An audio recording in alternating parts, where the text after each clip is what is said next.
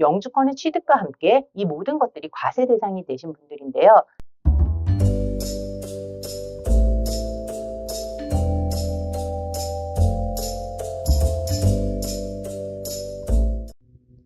안녕하세요. OK 미국세법의 K명예계사입니다. 영주권 취득 후 첫 해 세금 보고 어떻게 하나 두 번째 시간인데요. 첫 번째 시간에는 기본적으로 영주권을 받으면 두 가지 테스트를 통하여서 언제부터 세법상 거주자가 되는지를 결정하게 되어 있다 말씀드리며, 여기서 두 가지 테스트란 그린카드 테스트와 서브스텐셜 프레젠트 테스트가 있다. 그리고 영주권을 받는 모든 이에게 이 두 가지 테스트를 하여서 둘 중 빠른 날이 세법상 거주자가 되는 시점이다라고 말씀드렸습니다. 첫 번째 시간에는 미국에 살면서 세법상 거주자 신분으로 영주권을 취득하시는 분들을 집중으로 말씀을 드렸었고요. 그리고 그분들은 세금 보고를 하는데 영주권의 유무가 크게 변화가 없다라고 말씀을 드렸습니다. 오늘은 두 번째 시간으로 미국에 아직 살고 있지 않은데 세법상 거주자가 아닌 상태에서 앞으로의 이민을 위해서 영주권을 해외에서 취득하시는 분들과 또 첫 번째 영상의 특이 케이스였던 Substantial Present Test Exam 케이스 분들, 이분들의 영주권 취득하는 경우가 되겠습니다. 여러 가지 이유로 영주권을 취득하신 이분들은 대부분 영주권 취득 전까지는 미국의 과세권 밖에 있으셨어요. 소득도 양도도 미국의 과세권 밖에 있다가 영주권의 취득과 함께 이 모든 것들이 과세 대상이 되신 분들인데요. 이분들의 세법상 거주자가 되는 시점과 그리고 거주자가 된 시점에서 어떤 방법으로 세금 보고를 해야 할지 자세히 살펴보도록 하겠습니다. 자, 먼저 시점입니다. 설명을 돕기 위해서 제가 각기 다른 3개의 케이스를 들어서 설명을 드리도록 할 거예요. 케이스를 소개하기 전에 기억해 주실 것은 역시 전에 말씀드렸던 두 가지 테스트인데요. 이분들에게도 할 거예요. 첫 번째로는 그린카드 테스트고 두 번째는 서브스텐셜 프레젠트 테스트인데요. 그린카드 테스트는 영주권 발급 날짜, 그리고 서브스텐셜 프레젠트 테스트는 전에 말씀드렸던 두 가지 거주일 충족 조건을 충족시킨 자로서 그 해의 조건 충족일의 시작 날짜가 됩니다. 이 두 가지 테스트를 해서 둘 중 빠른 날짜가 세법상 거주자가 되는 날짜입니다. 그럼 자세히 보도록 하겠습니다. 세 분의 케이스입니다. A씨는 부인과 함께 2022년 12월 5일에 영주권이 발급되었습니다. 영주권 카드에 찍힌 날짜가 12월 5일이고요. A씨는 그 전에 미국에 온 적이 없다고 합니다. B씨는 2022년 9월 1일에 영주권이 발급되었습니다. 근데 이분은 여행 및 출장으로 2022년에 1월 1일부터 2월 5일까지 미국의 각처를 다니시며 미국에 계셨어요. 또한 이분은 2021년 그 전해이죠. 약 4번의 출장과 여행으로 미국의 체류일 수를 다 더하니 약 122일이 되고요. 영주권 발급 이후에는 미국에 거주하셨대요. 자, 마지막으로 D씨는 2022년 6월 1일에 영주권이 발급되었습니다.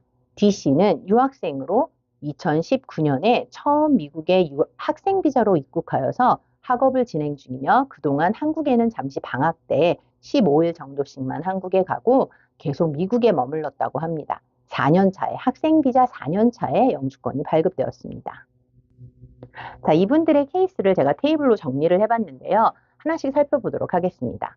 A씨는 발급일 전에 미국에 온 적이 없습니다. 그리고 미국의 거주일은 영주권 취득 당해년에 27일 뿐이에요. 그래서 서브스텐셜 테스트 날짜가 없이 영주권 발급일인 그린카드 테스트 날짜인 12월 5일이 세법상 거주자가 되는 시작일이 되겠습니다. 자, B씨는 그린카드 테스트일은 9월 1일이죠. 근데 당해년인 2022년에 총 거주일이 체류일이 158일이 됩니다. 그리고 지난 3개년의 체류일을 더해보니 당해년에 158일, 그리고 2021년인 전년도에 총 거주일의 3분의 1을 더해서 40일. 이 두 개를 더하니 Substantial Present Test의 조건을, 두 가지 조건을 다 충족하죠. 그래서 충족일의 시작일인 1월 1일이 Substantial Present Test 날짜가 되고요. 둘 중 빠른 날짜, 그린카드 테스트와 서브스텐셜 프레젠트 테스트 날짜의 둘 중 빠른 날짜를 하는 거니까 1월 1일, 영주권의 발급은 9월 1일이었지만 1월 1일이 세법상 거주자가 되는 시점이 되는 거죠.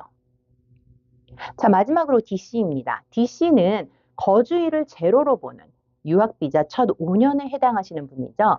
자, 그린카드 테스트는 7월 9일이에요. 그 전까지는 미국에 체류를 하고 있었지만 거주일을 제로로 보는 substantial present test exam 케이스로 이분은 substantial present test 날짜가 없이 그린카드 테스트 날인 7월 9일이 세법상 거주자가 되는 시점입니다. 자, 이분들의 세법상 거주자가 되는 날짜가 이렇게 정해졌습니다. 그래서 이때부터는, 그렇게 되면 이때부터는 이분들은 전 세계의 소득을 다 미국에 신고하는 겁니다. 자, 이제 시점이 정해졌으니까 세금 신고를 해야 하긴 하는데 어떻게 해야 하나 알아봐야겠죠. 영주권을 받고 첫 해 세금 신고를 할 때 원칙은 Dual Status Alien으로 Dual Status Reporting이 원칙입니다. 여기서 Dual Status Report란 세법상 거주자가 된 날 전까지는 비거주자죠. 그래서 그 비거주자로 신고를 하고 또 거주자가 된 날부터는 거주자로 신고를 하는 건데요. 한 회계년에 세법상 거주자인 기간과 비거주자인 기간이 함께 있는 해에 세금 보고를 하는 방법을 말합니다.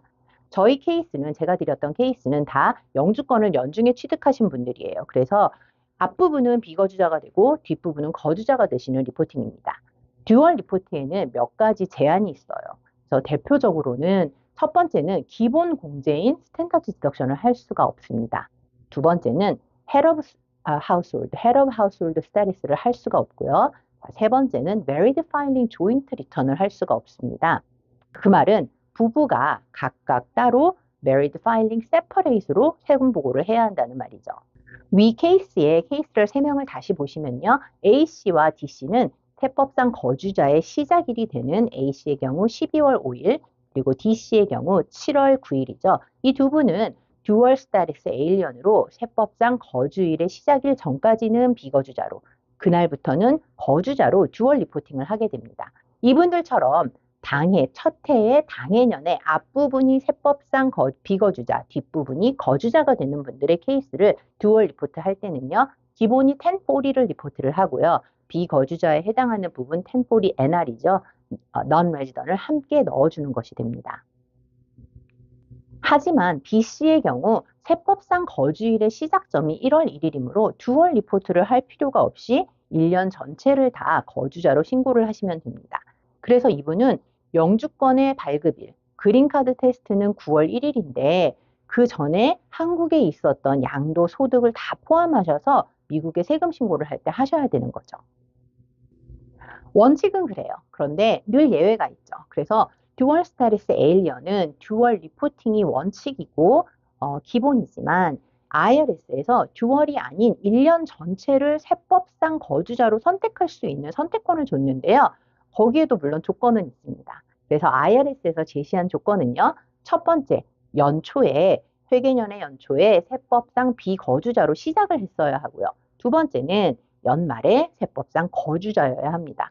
세 번째 조건은 연말에 미국 시민이나 세법상 거주자에게 결혼한 자여야 하고요. 마지막으로 네 번째는 배우자도 같은 선택을 하여야 합니다.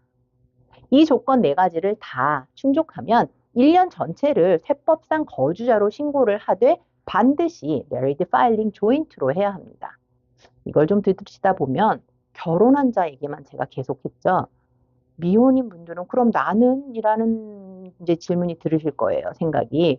맞아요. 기혼분들만 가능한 선택이에요. 이거는. 미혼자는 이 선택을 할 수가 없습니다. 그래서 저희 케이스에서는 D씨는 미혼이라 이 선택을 할 수가 없지만 A씨는 기혼이시잖아요. 그래서 세금 계산을 married filing separate로 듀얼로 해보시고 또 married filing joint로 1년 전체를 세법상 거주자로 계산을 해보신 다음 양쪽에서 내가 유리한 쪽으로 선택을 하시면 됩니다.